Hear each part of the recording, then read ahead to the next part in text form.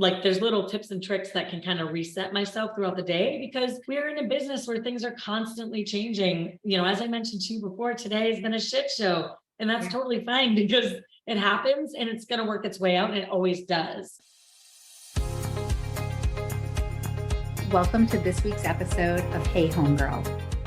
Hey Homegirls, thanks for tuning in today. On this week's episode, I get to bring to you someone who's been in my life for over a decade, the unbelievable Katie Weldon. She is not only a mortgage broker, but she's also a mindset and motivation coach. Katie started off in our industry over 10 years ago as a real estate agent. She then transitioned into the lending side of things and grew one of our area's largest female-led mortgage teams. Everybody knows a great lender, but doing business with Katie is extra special because she understands the agent side of the process and is always there to help with mindset and motivation after a tough day. Hey Homegirls, welcome to this week's edition of the Homegirl channel. I'm so excited to welcome Katie, the mortgage lady. As you heard in the intro, Katie's been in my life for over a decade, and she's just been a phenomenal resource, not only for mortgages in my area of Massachusetts, but she's also a mindset and motivation coach. And she's definitely helped me work through many mental problems over the years. So thank you for being here today, Katie. Thank you so much for having me. I'm really excited to be here. So your life has gone through a whole bunch of transition in the last 12 months. Yes, that would probably be the world's largest understatement. But yes, in the best way possible. In the best ways possible.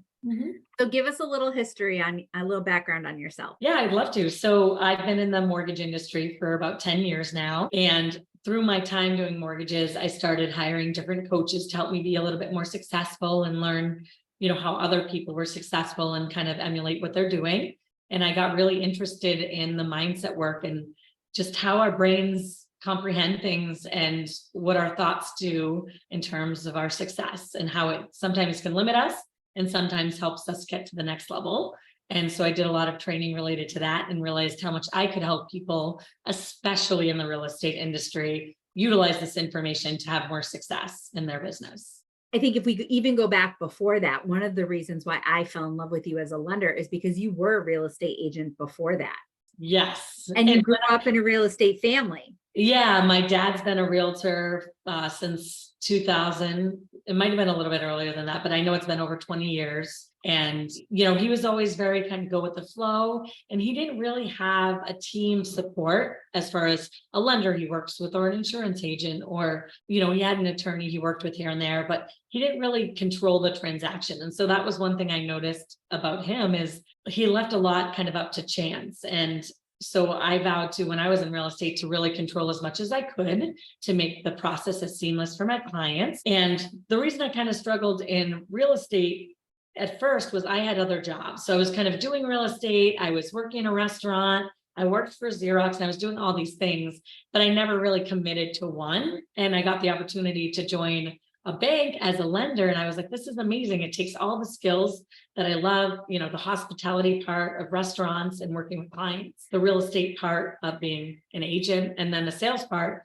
of working for Xerox. And it was just an amazing fit. So I ended up phasing out of being a realtor because I didn't want to be in competition with my referral partners. I just wanted to help them as much as I could and help them be successful. And so that's kind of how I got into the mortgage world. And it's been a great balance, but I love having that knowledge that the real estate, or being a realtor with my dad, taught me. And I love that you have that knowledge and self-awareness that you were just wearing too many hats, because so many people get into our industry and they think that it's easily done as a part-time agent. And from your years of experience working with agents from all over the country, that there are a handful of agents that can do it part-time and do it very, very well. Yep. But that takes a huge time commitment, because you are dealing with the biggest asset that most people have. Yep. And then if you're not willing to jump in kind of full force, it is hard to be successful and have it be.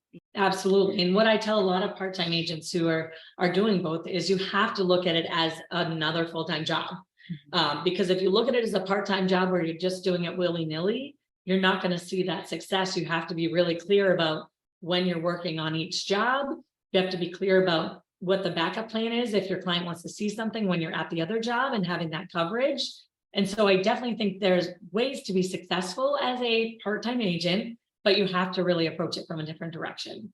And so when you made that transition into becoming a lender, you worked at a bank and then you transitioned over a mortgage company. And one of the things that really caught my eye about the way you did business is you were a born leader. Like you know how to bring people together and bring that, culture together of teamwork.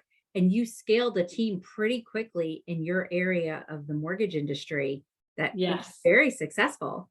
Yes, we were very fortunate to be very successful. And I always liked the team approach because I love being surrounded by people and getting ideas from other people because I have great ideas, but I know there's some things that I just can't see. And so having a team around me allows me to make the process better every time for each future client and allows us to be more successful and scale our business as it grows. So I went to a company called Village Mortgage with a couple powerhouse ladies in the lending area, Brianna Kelly and Denise Beach, who are very local as well.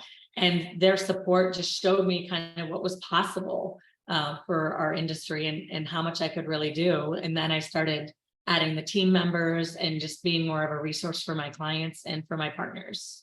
And by building your business that way, it's allowed you to have the availability and the time to work on mindset and to be coached by some amazing people throughout your career as a leader, correct? Yes, I've had the most incredible coaches. So I started with just a mortgage specific coach. She coached on business development and how to create relationships with realtors and other types of industries like attorneys or accountants. She also taught me a lot of logistical stuff related to, here's what you can do at an open house and here's what you can do in your process to get a client to give you a referral along the way and that kind of thing. But what I didn't shift and why I wasn't as successful sooner was my mindset was still that I had to work myself to death. I was never going to have a quality of life. And it was a sacrifice I was going to have to make for my family. And at the time I said, that's okay. My family knew what I was doing and they were comfortable with it, but it just didn't feel good for me. I said, there's got to be a way that people can make a lot of money, be really successful, be there for their clients, but still have a sense of themselves and have time to be present with their family, not with their family at the dinner table on your phone, be actually present, having those conversations and just learning about their days or what they're loving doing right now or what they want to do in the future. I have an 8-year-old and a 3-year-old. And so they're at that stage in life where they're so impressionable. And I want to be the person I want to be the person that is putting these impressions on them so they can see that you can be successful, but also be happy. I don't know why so many people said, hey, you're going to sacrifice everything for your job and that's okay, because it wasn't okay for me. It didn't work. No. I was very burnt out very quickly from that. Yeah. And you have all of the things that when people are looking at you from the outside, they're looking at you and they're like, oh, she's the total package. Look at how, she's always busy. She's always at every event. She's always, doing what's best for her clients. But the reality is that mindset of hustle and grind all the time, it does take a toll on you, especially as a woman, because you're already trying to nurture so many other facets of your life. Yep, exactly. It was really hard to kind of make that separation. What I realized was I was kind of doing it to myself, if you will. So now I really manage the time expectations of my clients. So great, what's your time frame like? Because some clients they're like, I'm not looking for 3 months. Okay, great. So we know we have a little bit more time. Whereas other clients are going to see a property that day and may want to put an offer. So by managing my time a little bit more effectively, I'm able to still give that top quality service, but not shut everything down that I want to do for a client that maybe doesn't need me right away, if that makes sense. Like that was a big realization for me, is like, wait a minute, I can still be accountable and available for my clients without dropping everything every time for everyone. So that was a big thing, but just learning more about the mindset and how to approach things, setting the right expectations, changing the words that I use when I speak with clients. That's all given me more freedom to spend time with my family. I've taken lots of trips. I've done a ton of traveling over the last year or two. Last year, I traveled pretty much 1 week per month on average. So I really got an opportunity to see how my team would handle things on their own. And I was able to learn and explore and do lots of things that I've always wanted to do. I think for women that are in our industry, whether it's real estate agents, real estate brokers, mortgage lenders, or probably even female insurance agents, that whole idea of travel and being able to take that time away from your business and to take that time away from your family is so far out of reach for them. And I know last year you and I were in a lot of the same circles. And that was one of the things that I loved about you is here's this young, vibrant, amazingly like driven woman that's taking out time in her schedule to really work on herself. And when you look at that and you see where it's taken you, it really just is so important. And, what were some things that you had to put in place to be able to give yourself that grace to do that? So I kind of thought about the phrase when they say, you have to put on your oxygen mask first on a plane, because otherwise you're going to pass out and not be able to help out your family next to you, right? And that's really how it is in life too. If we're not taking care of ourselves, then we're not able to take care of our family either. And so I realized that I was doing it not just for me, but also for them, which made it a lot easier because we tend to make sacrifices with the best interest of our family in mind. But what we don't realize is if we're sacrificing ourselves, we really don't have their best interest in mind. Yeah. And so kind of clarifying that. And I was very honest with the girls every time I was going away. I made special nights with my daughter. So every Tuesday night we have like a mom-daughter night where she gets to sleep in my bed and we watch Netflix or a little kids cooking show or a movie or something. And it's just something we look forward to. And if I was traveling on that, we do it every Tuesday. If I was traveling on that Tuesday, we would just reschedule it. So she knew that she had my undivided attention without her little sister for a certain amount of time every week. And that really made it a lot easier. Same with my husband, to have those set date nights and the time together without the kids to make sure that I was giving them the best of me when I could. So traveling so much actually allowed me to be a little bit more consistent on making those extra times, because when you're here all the time, it's very easy to lose sight of the fact that I haven't had a date night in, 4 or 5 months. But when I have to be gone more, it's like, okay, well, I want to make sure I have that time. So I was a lot more consistent with it. Does that make sense? 100%. And I think you said it to me last year when I was on the fence about going to a retreat that you were attending. And I was like, I could never leave my family all by myself. And you were like, that's a really limiting mindset. Like you're going to go and do this and come back even better for your family. And the transformation that I've had in this last year with the relationships that I've had with my family is so much better than where I was a year ago. So thank you for that. And I see my pleasure.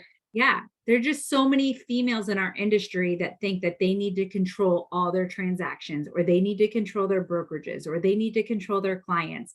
And they don't understand that there are other people, if you build your team the right way, that can do your job better than you, as long as you're leading them in the right direction. Absolutely. And that's one thing that was really hard for me to realize, because I felt like they're going to mess it up. I'm going to have to pick it up. Now I've worked even harder than I would have had to initially. And yes, there are moments of those, but there's other moments where they, I tell them how I would approach something and they're like, well, here's how I would approach it. And I'm like, actually, that's a way better way of approaching it. I never thought about it, because just as much as they're learning from me, I'm learning from them. And we all have different skill sets. And so we all have things that we're better at than other people. And we all have things that we're not as good at, like I'm not as creative, right? So if you ask me to draw a picture, I'm guessing that the 8-year-olds could probably draw it better than I could. And that's okay.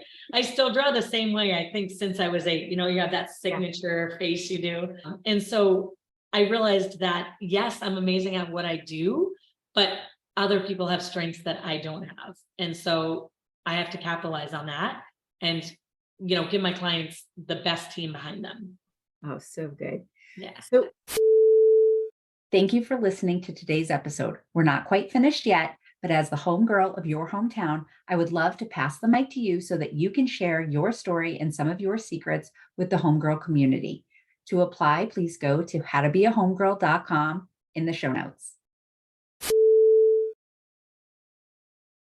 With your, experience in working with real estate agents, what are, 3 or 4 things that you would say that most real estate agents miss the bar on when they're working with buyer clients or when they're working with lenders? So the first one I'm going to say is kind of a general comment. I find a lot of agents don't control their time. They're very willy-nilly with their schedules, and that puts them at a disadvantage, and it limits their clients as well, because it's hard for their clients to know and understand when they're working, when they can see properties, when they can do certain things. So by being a little bit more calendarized, so to speak, I find a lot of success happens very quickly for agents who maybe previously didn't have any sort of system related to time. So that's more of a general, it's not really related to lending, but I do find a lot of success once people are more specific about their time and their calendar and when they're working, right? Because we look at a job like real estate or mortgages or commission, and it's very free. And so we can do whatever we want with our time. But if we're not managing it appropriately, we're not getting the best out of it, if that makes sense. But as far as working with a lender, to me, it doesn't matter who you work with as a lender. I would love it to be me. Don't get me wrong. That would be fantastic. But what I tell my agents is, I want you to have a lender that you can rely on and trust that can help you control the transaction, or at least a pool of lenders that you can pull from that help you do that. Because what happens when you're working with another lender who you're not familiar with, they may be great, but they may not. And so you're leaving a lot up to chance, in my opinion, when you're using someone and you don't know how good they're going to be. You know, I've had plenty of agents have clients come to me after the fact, and they said, I've talked with the loan officer. They seem like they know what they're doing. And then the deal falls apart at the final hour and they're coming back to me. My agents know that when a deal comes to me, that they're going to know what's going on. And I'd love to say that we have 100% closing ratio, but that's just not the way it is. But we do have a very high closing ratio of loans that go in the process and get over the finish line. And anything that does come up that makes someone not close is typically out of our hands. It's not something we could have really prevented or come up with. But I'll give you a couple examples. Recently, I had, a condo association that had mentioned they had some issues with their bulkhead that was being addressed, and it was on this new form that's needed for condos. And they said that they were probably looking within the next year or so, and they were going to get out an engineer in 7-8 months and kind of figure it out from there. And it was very conflicting because the way they were making it seem on paper was that it was a big issue. But logically, I said, if this was a big issue, would they be waiting, 7-8 months to get someone just to look at it to start the process? Well, after a little digging and talking to the right people, the condo association was able to issue a letter stating that the reason it was in their addendum was they were putting it on the docket to get funds for future. It wasn't an issue that should have prevented lending. It wasn't a major issue that needed to be addressed right away. But if you have a loan officer who's not as versed or doesn't really have I have kind of a spidey sense, if you will, okay, this doesn't make sense, because if I'm an association, I need to protect myself. And if there's a real issue, I'm going to get it looked at right away, or I have huge liability. So an everyday lender up the street who doesn't think like that might just say, sorry, there's nothing we can do. And now you spend all that time on that loan or that purchase. And now you have to bring that buyer to find something else. So now you have to do it all over again. When you have the right lender working with you, my realtors know if we can't close the loan, we have done everything we can to figure it out. And there's a reason for it, because we want to save what's already in process. We've already done all this work. We don't get paid until a house closes or a loan closes. And we want to all get to that finish line. And so by controlling who you have on your team, you're able to control the outcome a lot more as well. I hope that makes sense. And like I said, I'm all for using multiple lenders and everything, but I do believe that any great agent is going to have preferred lenders who they're comfortable working with, and they can make sure kind of control the process for them. Oh, very much so. And I think that same sentiment rings true with everyone that you're doing business with. So, you want to have a photographer, you want to have the right home inspectors that know how to do their job and define the problems, but give that in constructive criticism ways. The same with the insurance agents, because you want to have those people that if you're in a pinch, they're going to back you up ASAP. Exactly. Agreed. So I love having that arsenal. I was part of a group called BNI for many years. And it was great because I told my clients, it doesn't matter what you need, call me, because I want to stay in touch with them over the years.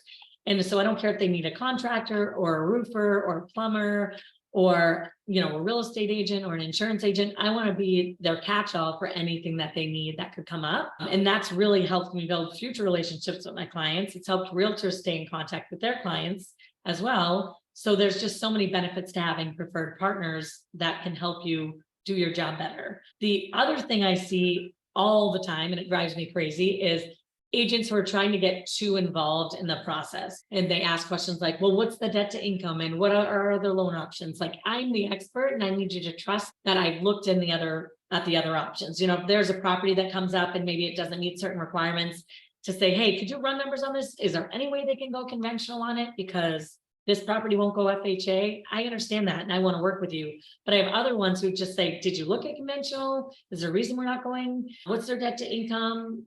How are their credit scores? It's whoa, that's not your purview. And it shouldn't be. So I love the open dialogue of us looking at everything, but my agents know that I've looked at the best programs first. And there's a reason we've come to the outcome that we're come to. And so that takes a lot of your time as an agent when you try to insert yourself and you feel like you're being productive and you're doing something when you're constantly checking in, but really you're limiting yourself, because if you put that focus and energy on getting future clients, you could be doing a lot more business. Yeah. And that goes back to the preferred partners, right? You don't have to worry about the ones you know. Yeah. If you're working with several different non-local lenders from all over the country and you don't have that rapport with them, then I can understand questioning those things. Absolutely, but it takes more time. So much time away from your potential prospecting or the time that you could be giving better service to the clients that you already have. Absolutely. So, you get to work with agents from all over the country and you get to see kind of the good, the bad, the ugly, and you gave us some great advice on what they can do when they're choosing to work with a lender. What can we do as agents to work on our mindset and our motivation? So I think having a coach is a huge thing. I have a big network of coaches that I've partnered with, and they all do wonderful things for different reasons, but any sort of continuing education on how to control your mindset is really helpful. Like there's certain things I do during the day. If things are going awry and everything's on fire, there's certain things I do to kind of say, okay, I know this is going to work out. I know everything happens with a purpose, and I know that we're going to figure this out. Like there's little tips and tricks that can kind of reset myself throughout the day, because we are in a business where things are constantly changing. As I mentioned to you before, today has been a shit show. And that's totally fine, because it happens and it's going to work its way out, and it always does. And just whenever you're in a sales industry, there's always going to be things that come up that you didn't expect. So just learning how to go with the flow, also learning how to talk to your clients, because nothing is worse than an agent who says, this is an awful market. It's going to be a tough road. It's an uphill battle. When they use all these phrases with their potential clients, they're doing them a disservice, because they're actually making them discouraged before they've even started looking. So I always say, don't listen to anything anyone else is telling you, because I have a lot of clients who buy a house right away and it doesn't take them much time and they find exactly what they're looking for. But you have to be open-minded. You have to be ready and willing to do that. So how I talk to my clients is completely different than maybe some other lenders. And I see a lot of realtors, like I said, do it the same way, where they're almost like discouraging them, but they don't realize it. They're trying to be practical and make sure they understand what they're getting into, but they're doing it in a certain way that's planting seeds of doubt for their client to not move forward. Does that make sense? It totally makes sense. And I say this to my team all the time. Everybody in the world wants to talk about real estate. It's like the sexiest conversation. Everybody wants to know. You go out to dinner. Oh, how's the market? How's this? And when you reply back and say, oh, it's crazy, or, oh, there's no inventory, or, oh, this is, that's giving the people the wrong outlook on things. You know what I mean? Yeah. If people are constantly think you're busy, or they constantly think you're crazy, or you're in a crazy industry, they're not going to want to work with you. No. Less likely to, oh, she's too busy, or, oh, everything's always insane. Yeah. So it's really along those same lines of managing that expectation, understanding that the words that you use and the high frequency that you use them make a difference on how you portray yourself professionally. Absolutely. And I tell my clients too, just changing a few of the words you use, right? Not if you find a house, it's when you find a house, because we have to assume that our client that's coming to us to help find a home is going to find a home. Like, why are we making the assumption that they might not? We're kind of taking the wrong approach. And so I do the same thing with my clients. Is I say, hey, listen, especially because most of them are realtor referrals, I'm like, you're in amazing hands. So if anyone can find you a house, it's going to be this person. And you have the right person on the back end too, right? We're ready to fight for you in any way we can to get your offer accepted. So I just tell people, this is definitely an interesting market and it's keeping me on my toes. So we've had to pivot a little bit based on the changes. And we have to approach things in a different way than we did last year. And that's really, to me, the big difference is it's not a bad market. It's just totally different. And so we're just pivoting a little bit to be the best for our client. And sometimes as female entrepreneurs, we need to shift the language that we use, because we might not be as analytical as our male counterparts. Yep.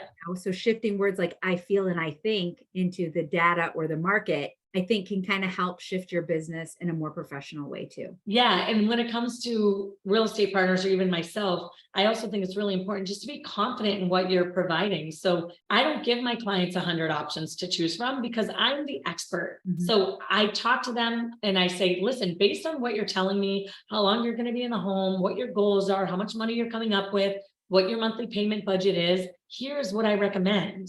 And I know some people think that's doing them a disservice, but how are they supposed to navigate through all the options? Yeah. That's my job. And so, I kind of will ask questions, right? Does this look like you're comfortable? Do you have any concerns? And if they're like, well, I really was hoping for a lower payment, I can say, okay, well, this gives you a lower payment, but in the long run, it's going to cost more. I can kind of go over from there what my recommendation is based on our conversation. So same with realtors, right? You need to know your client and know what's best for them before they even do, because oftentimes you know more than they do by listening to what they're saying, right? How many clients are like, oh, I definitely want a finished basement, right? Or something like that. And you find the perfect house that doesn't have a finished basement. It's like, listen, this basement's so finishable and this house has everything you want exactly where you want it. Like that is something you can do later. Like that's you as an expert speaking. You know, everyone wants to please everybody and they think that that's a good thing for them, but it's not. They need us to be confident in what we're presenting and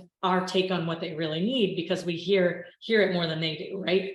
It's a lot easier for us to identify in someone else what they want versus themselves. And that happens with coaching too, right? I can coach someone amazingly, but when it comes to myself, I limit myself because of how I think, right? So don't coach yourself, get someone else to see those sides of you that you can't see, because you can't see the forest through the trees. You have to take a step back, look at everything from above, and then figure it out from there. And understand that there's so many different ways to expand yourself and expand your business. Yep. Like you said, we limit ourselves in our own mind. So I loved earlier when you said, you know, that you have multiple coaches for multiple things, you know, and when you think about that, there's business coaches, there's health coaches, there's mindset coaches, there's coaches that we have that just, you know, will help us with our breathing and our meditation. And it's so important if you want to really be an entrepreneur that can just live a limitless life, to be able to have a mindset open enough to take all of that in. Definitely. And they're the experts. So that's why I trust them. And I trust them all for different reasons. Right. And I've taken so much from each one of them that I feel like I would have done myself a disservice if I didn't hire different ones for different things. So, I mean, that's a big piece for me, because I have to realize what my blind spots are, where I'm struggling, and then I have to fill the gap on how I can learn to overcome that. Yeah. Oh, so good. So for our agents out there and other female entrepreneurs that are listening today, how can they connect with you? So they can connect with me through Facebook. You can find me at Katie Weldon. I also have a Coach Katie Facebook page for my business as well. So if you search Coach Katie, I have a few different programs coming up over the next few months as well. So they can find my programs right on that website. And if they're looking for one-on-one coaching, I always like to get a feel for what people are really looking for and then figure out a program from there. Because my clients range, some of them I meet on a monthly basis, some of them I meet on a weekly basis. It just depends what you're looking for and what's going to work best for both of us. Thank you so much again for having me. Oh yeah, of course. My pleasure. And I cannot wait to work with you again soon. Awesome. Me too. Okay, thanks. All right. Bye. Bye.